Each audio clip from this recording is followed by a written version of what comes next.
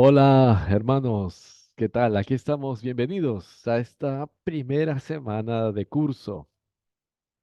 Eh, Como les decía, todo este curso está organizado en 4 semanas y quiere desarrollar de forma especial, es una ayuda a la lectura del artículo de la doctora Luisa Safiotti en el Encuentro de Roma del 2004, que está, como digo, disponible a ustedes en justamente la plataforma. Esta es la versión en inglés, pero en castellano está pues publicado para ustedes en esta plataforma. La primera semana, como les decía, quiere tratar sobre motivar a conocer, aceptar y trabajar la propia historia psicosexual desde un acercamiento de fe, desde un acercamiento agustiniano.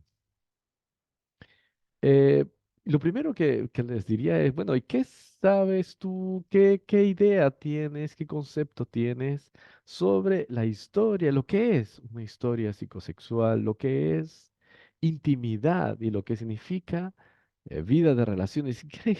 ¿Y tiene sentido para ti? ¿Qué relación tiene entre ellas? Ten un minuto, un momento ahora. ¿Qué idea tienes? ¿Qué idea tienes? ¿Qué es una historia psicosexual? ¿Qué es intimidad? ¿Qué entiendes por ello? ¿Y qué entiendes de como una vida de relaciones? La iglesia, y acá pongo un texto de Vita Consecrata, nos llama a amar. Y este es el gran objetivo de la vida cristiana, de la vida, por tanto, consagrada también. Veamos este texto. Dice Vita Consacrata 88, la persona consagrada manifiesta que lo que muchos creen imposible es posible y verdaderamente liberador con la gracia del Señor Jesús. Sí, en Cristo es posible amar a Dios con todo el corazón, poniéndolo por encima de cualquier otro amor y amar así con la libertad de Dios a todas las criaturas. Este testimonio es necesario hoy más que nunca, precisamente porque es algo casi incomprensible en nuestro mundo. Ya este texto que he querido poner ante ustedes, hermanos, pues nos indica que obviamente el centro de nuestra formación afectiva y sexual es aprender a amar. Dar por descontado que sabemos amar es una ilusión. Es el objetivo de toda nuestra vida y será, creo que, lo que el Señor nos pregunte al final, ¿no? El mandamiento doble, ¿no? Así hemos amado a Dios, hemos amado al prójimo, si hemos aprendido a amar. Aquí está el punto crucial que permite entender también este curso. El curso quiere, como se los decía, urgir a este conocimiento, esta necesidad de conocer y trabajar la propia historia psicosexual y nuestra vida de intimidad en nosotros y la de los formandos o en vocación. Y por eso es importante la pregunta que te hacía hace un momento, ¿no? ¿Qué idea tienes de esto? ¿Qué es una historia psicosexual? ¿Y qué significa tener intimidad? Vivir intimidad. No me refiero obviamente al acto sexual, significa, a esto mismo tiene un sentido y la verdad, desgraciadamente, somos muy ignorantes de ello y no por eso ni siquiera tampoco pues lo cultivamos. Eh, Pongo un caso, obviamente toda esta presentación estaba pensada para ser sincrónica en el momento poder trabajar con ustedes, pero bueno, en fin, nos contentamos un poco con esto, así que pongo un caso que había justamente pensado y que está en el mismo libro de la doctora Luisa, eh, porque creo que nos lleva a cuestionarnos. Vamos a leerlo. Un seminarista, este es el caso, vive en una casa de formación. Su orientación sexual es homosexual y le gustaría ir a bares gay para conocer gente por su cuenta, sin los hermanos de su comunidad. Los pocos frailes que lo saben están preocupados y se dan cuenta de que no es una conducta apropiada. Uno de los directores de formación, que no conoce esta actitud del fraile, le pide que revisiva a algunos jóvenes que se están planteando ingresar en la orden. El seminarista les ayuda mucho y les explica distintos detalles sobre la vida en comunidad y la oración, los estudios y el servicio, el ministerio. Pero luego por la noche los lleva con él a un bar gay. Los jóvenes se molestan y se van del convento con la certeza de que no quieren entrar a esa orden. Aquí vienen unas preguntas. ¿Qué piensas tú está ocurriendo con este seminarista? ¿Qué es lo que todavía no ha integrado bien? ¿Qué debe resolver? ¿Y qué ocurre con los otros frailes que saben que el seminarista va a bares gay? Eh, Al proponerles este caso, hermanos, eh, quisiera que vayamos más allá de, no lo sé, acercamientos que podamos tener cada uno de nosotros, ¿no? Sobre el tema de la homosexualidad. Hay una línea, obviamente, que nos presenta el magisterio en general y los documentos sobre la formación, pero quisiera que vayamos más allá de ello y en una especie de sencillo, rudimentario diagnóstico podemos atender las preguntas que aquí se nos presentan. Obviamente, yo tenía pensado poder trabajarlo un poco en grupo esto, pero volvamos un poco a las preguntas que el texto mismo nos dice ante este caso.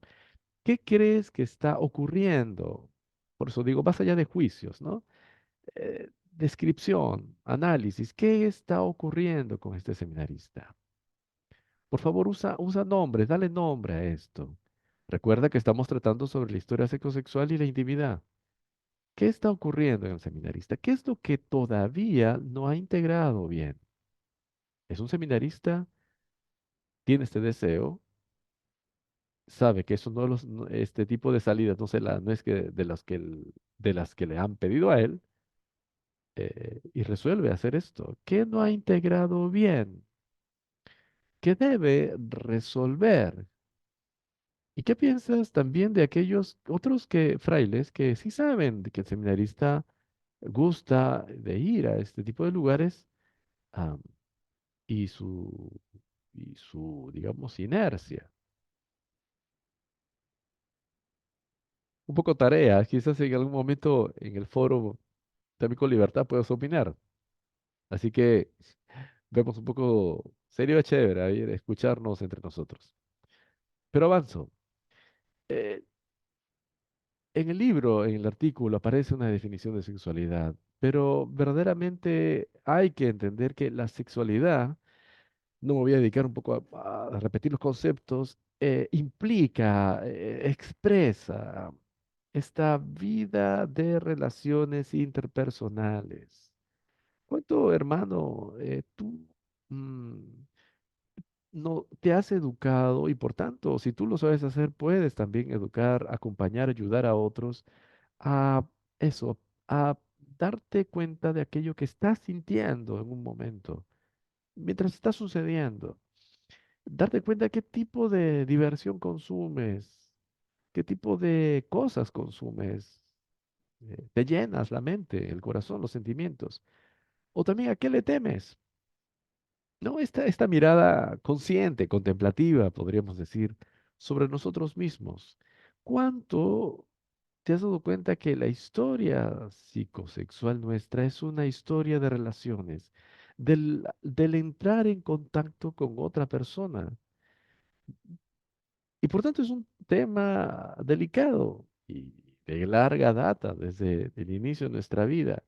¿Cómo debemos acercarnos a nuestras propias historias? Pues lo pongo aquí con respeto.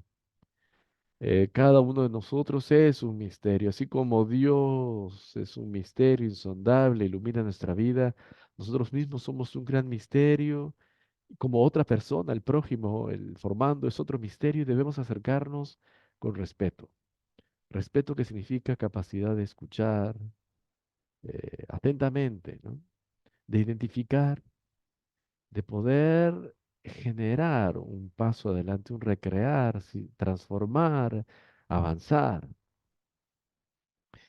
Y es que la vida, esta historia psicosexual es aquella que se ha dado en nuestra relación con otras personas y por tanto en medio de experiencias positivas y negativas, ¿no? Ahí vemos un niño alegre, sonriente por la presencia de la madre y otra niña en pánico ante alguien que está invadiendo su espacio físico.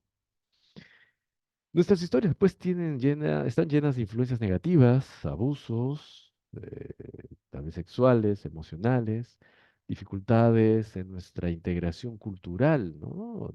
Al final por nuestra raza, por nuestra condición social, procedencia. Hay una integración y nuestra historia de relación y nuestra historia sexual se va nutriendo de esa forma de relacionarnos, de estos retos de entrar en relación con nuestra historia psicosexual, por tanto, tiene que ver con la autoestima que hemos ido generando, nuestra aceptación de nosotros mismos, el afecto hacia nosotros mismos y también la capacidad de entrar en contacto con otro y apreciar al otro, ¿no? La amistad, el reconocimiento. Por tanto, también como elementos negativos, elementos positivos, experiencias, lugares que tienen una resonancia especial para nosotros, que nos alegran, nos hace sentir cómodos, o aquellas otras en cambio que no. Igual personas que su sola presencia generan un tipo mm, de, de relación, de vínculo, de diálogo. Eh, Estas experiencias positivas y negativas a lo largo de nuestra historia implicará pues para nosotros que deseamos integrarlas un camino hacia esta madurez psicosexual. ¿No? Es un proceso, como digo, de toda la vida, con condicionamientos y beneficios. Esto es interesante, hermanos.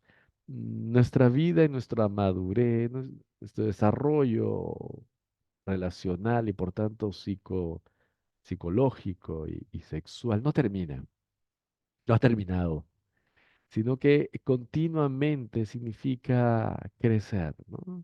Un proceso que exige, como pongo aquí, de adaptación, es exploración, porque hay momentos obviamente que desconocemos de lo ya vivido, que con lo que ya cargamos y nos puede condicionar, obviamente, como decía un poco antes, puede llevarnos a reaccionar, a actuar, a sentir algo de alguna forma. La vida continúa y seguimos explorando, seguimos conociendo nuevos momentos, seguimos sintiendo confusión, seguimos sintiéndonos en crisis, sentirnos retados, ¿no? Seguimos, por tanto, necesitando tomar decisiones frente a esa situación y también decidirnos, comprometernos hacia esa realidad que viene a nosotros, cerrándonos a ella o abriéndonos a ella. Por tanto, este proceso hacia la maduración implica pues experimentar, aceptar, construir una intimidad personal y corporal, aquello que es propio de mí, propio mío, en mi cuerpo, en mi relación, en mi personalidad. El abandonar la ilusión no en el sentido de la idealidad, de lo ideal, sino de ideas no realísticas sobre realidades que encontramos, ¿no? Por eso desarrollar tolerancia, como pongo aquí, y poder vivir estos momentos de soledad típicos también de todo ser humano y también particulares en nosotros como consagrados, una soledad pero habitada, sabiendo que estamos explorando esta historia, integrándola, queriendo caminar hacia la madurez, pero no solos, sino acompañados. Un elemento que me parece súper lindo de nuestra espiritualidad es esta capacidad de integrar nuestra psicología, nuestra espiritualidad a través de nuestras confesiones, sí. Creo que San Agustín, nuestro padre, tuvo esta capacidad al momento de escribir las confesiones. Él buscaba, como lo dice él mismo en otras obras que complementan el entender las confesiones, confesar, ¿no? Confesar la gloria de Dios, la misericordia de Dios para con él. De hecho, el gran protagonista de las confesiones es Dios. Él confiesa esa magnanimidad de Dios y confiesa su fragilidad, que entran en relación. Es decir, interpreta aquello que ha vivido, su historia personal, la interpreta de modo que se vuelve una historia de salvación.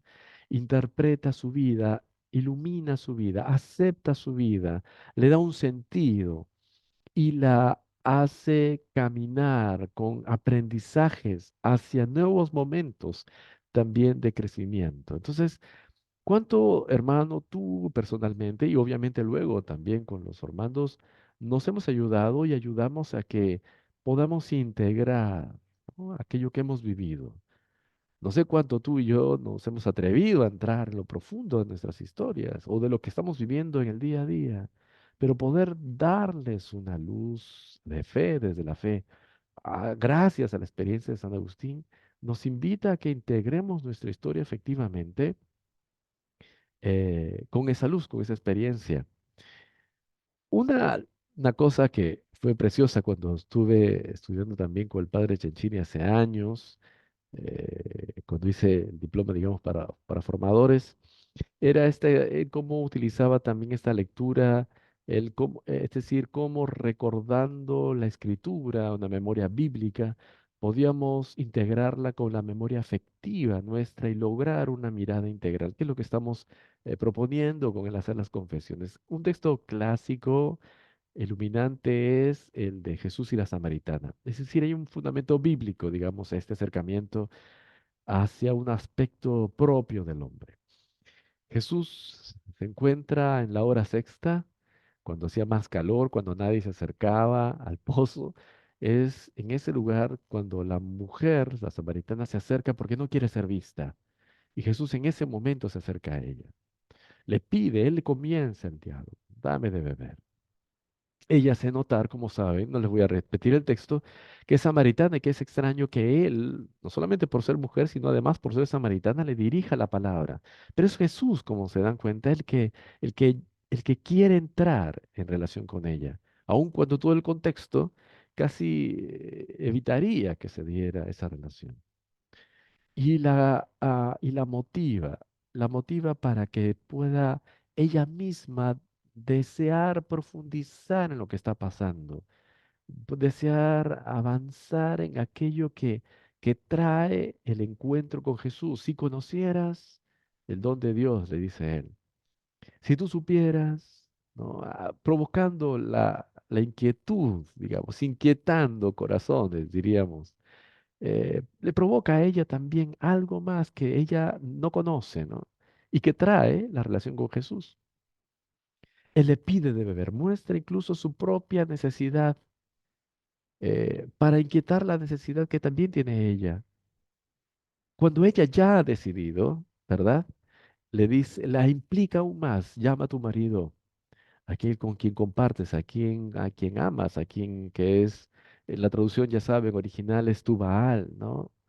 Ella dice, no tengo ninguno. Sí, él le dice, Jesús, has tenido cinco. Él se atreve a tocar su realidad. Ella se espanta, ¿no? Y le sale con el argumento teológico del monte de Jerusalén, etcétera. Y él ahí se revela, yo soy. Hermanos, hay por tanto en Jesús esta técnica de acercarse a nosotros, a los fieles, a la samaritana, profundizando en la propia vida, con delicadeza, con respeto, con preguntas, moviendo, inquietando, pero llevando a implicar más en profundo lo que ama, lo que desea, lo que busca, y revelándose el Señor, ¿no? Nuestro fin es también para poder también revelar al Señor en todo proceso de evangelización, pero también a nivel formativo para que podamos descubrir aquello central en lo que Dios debe estar presente y en el que nosotros somos nosotros mismos y, y desde el cual nos relacionamos con los demás. Por tanto, hermanos, aquí un punto importante, necesitamos de intimidad y de capacidad de relacionarnos.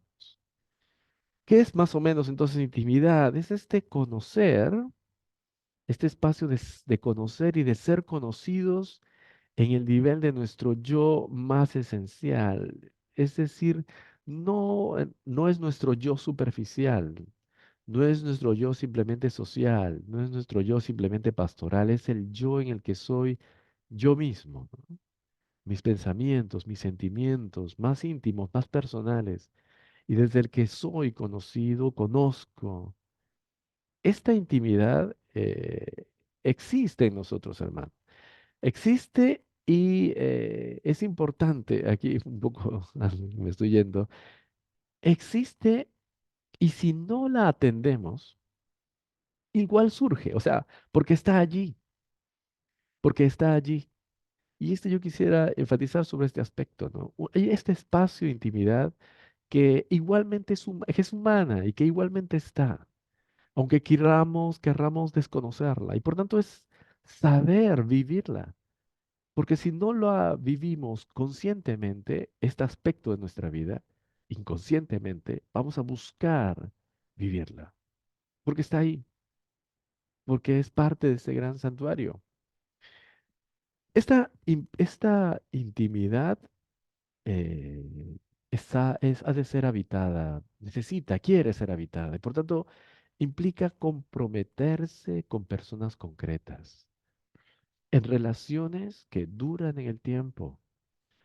Por tanto, satisfaciendo necesidades concomitantes del hecho de estar en relación con la otra persona, sin que eso comprometa la integridad personal. Claro, luego hay derivaciones psicológicas de aquellos que al momento de querer entrar en relación con otra persona desaparecen, son sometidas, manipuladas, se unen de tal forma en que no se reconoce la propiedad, digamos, la esencia, la mismidad de la persona, sino que es absorbida por ella. Entonces, eso no es sano. Como dice aquí el texto que cito de Erickson, no compromete la integridad personal, pero sí significa un vínculo real con una persona concreta. Este aspecto todos lo queremos. Todos queremos alguien que participe de esto y también lo tememos. Al no saberlo, al no conocerlo y al no saber cómo manejarlo o quererlo esconder, pues de alguna forma lo tememos, lo evitamos. Dios nos sostiene para no temerlo, porque es siempre en un encuentro de a tres, ¿no? Esto vale también el elemento de la intimidad para las personas casadas, las personas con pareja, porque es la presencia de Dios que ayuda a entrar en relación con la otra persona y a misurar, ¿no? No ser absorbida en esta absorción, digamos, unicidad con la otra persona, sino a distinguir relación entre dos. La presencia de Dios ayuda en este diálogo, de modo que no nos engañemos a nosotros mismos en esa relación. Entonces, intimidad, pero para el desarrollo de este aspecto, de esta área de nuestra vida, de esta intimidad, el grupo, la comunidad puede ayudar o no. Puede ser de ayuda o puede facilitarla o no. Y es que la misma intimidad tiene grados, hay niveles que hay que saber. Una cosa es la relación, efectivamente, con una persona que encontramos o que confesamos o que hablamos un momento, con los que trabajamos pastoralmente, con los que podemos conocerlos de muchos años, con los que son nuestros amigos, amigas, director espiritual. Ahí, ¿qué aspecto, qué es importante diseñar? ¿Cuál es el aspecto de intimidad que muy personal y también en estos niveles? Jesús, por ejemplo, tenía, que es interesante, ¿no? Como reflexión, no sé cómo la irás pensando tú, Jesús tenía los 72, más estrechamente tenía a los 12, más estrechamente tenía a los tres, a Pedro, Santiago y Juan, y de entre estos, el discípulo amado. Entonces, hay una, hay una gradación que hay que saber cuidar, quién con quién, de qué modo, y más en nuestra propia vida consagrada. Por tanto, a nivel comunitario es importante el papel del líder o del formador. Sus actitudes aportan al grupo o crean un clima también de relación, ¿no? Depende de cómo tú te pongas delante de ellos, te relaciones con ellos para crear ese clima de confianza que permite la formación y también enseña a respetar y a cuidar ese aspecto personal de cada uno. Depende de la propia experiencia que cada uno del el líder o el formador tenga, su propia experiencia de intimidad con Dios, las propias imágenes que el formador tenga de Dios, sus experiencias de lucha con la intimidad y con la sexualidad matizarán definitivamente el cómo se coloque delante del grupo, de cómo crea esos espacios, ¿no? Cómo los dosifica, cómo los teme o los huye.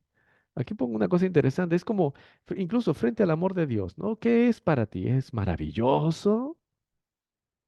¿Es embarazoso? ¿Te avergüenza? ¿Te da pena? ¿Es agobiante? ¿No puedes respirar? ¿Es aterrador? ¿Te da miedo el amor de Dios? ¿O es simplemente desconocido? ¿Qué experiencia tienes tú? La experiencia de intimidad con Dios. Estamos hablando de lo que es intimidad y estamos saltando a lo que es intimidad con Dios.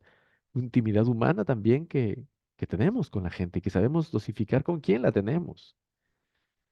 Pero esta misma intimidad de por sí, ¿qué nos produce?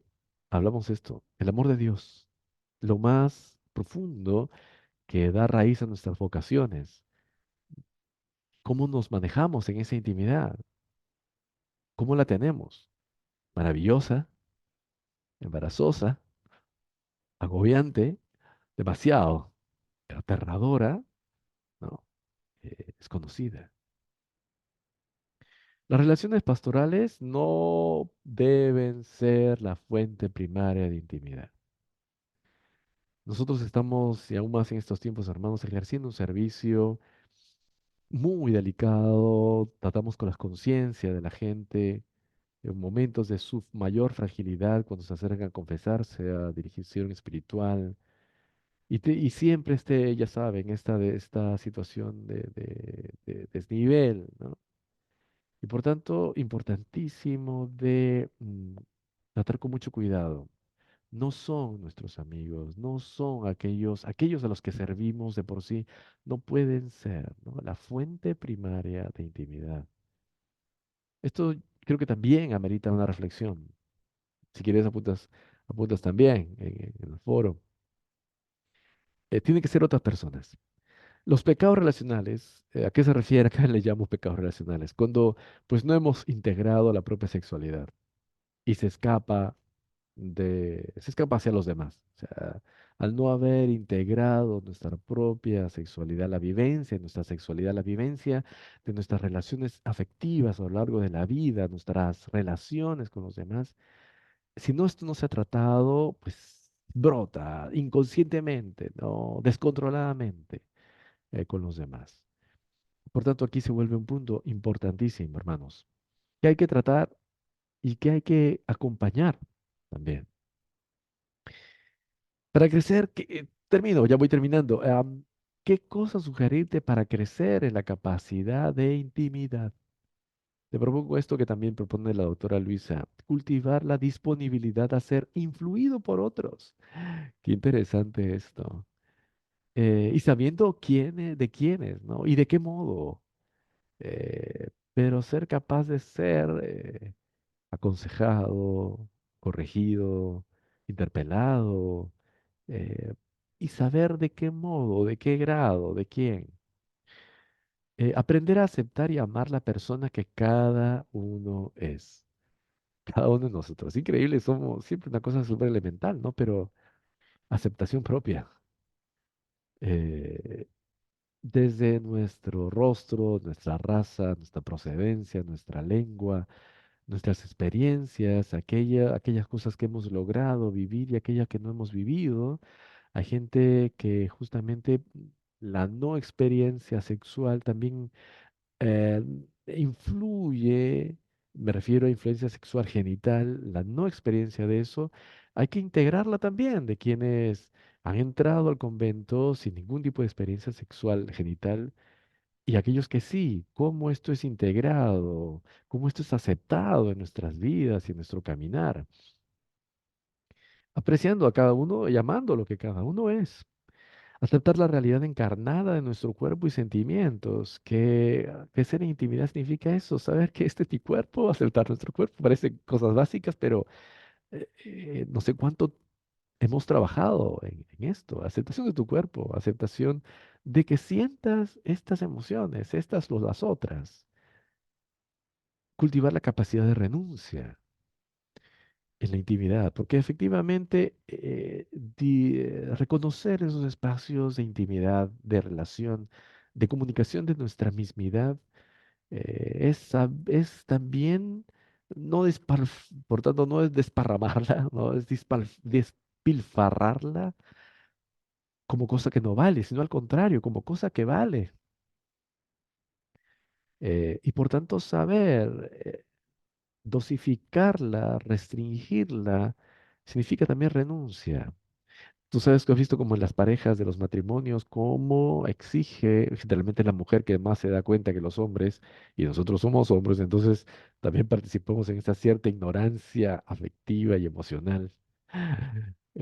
Somos más superficiales, muchos de nosotros, de cómo efectivamente sabemos eso, dosificar, renunciar, percibir.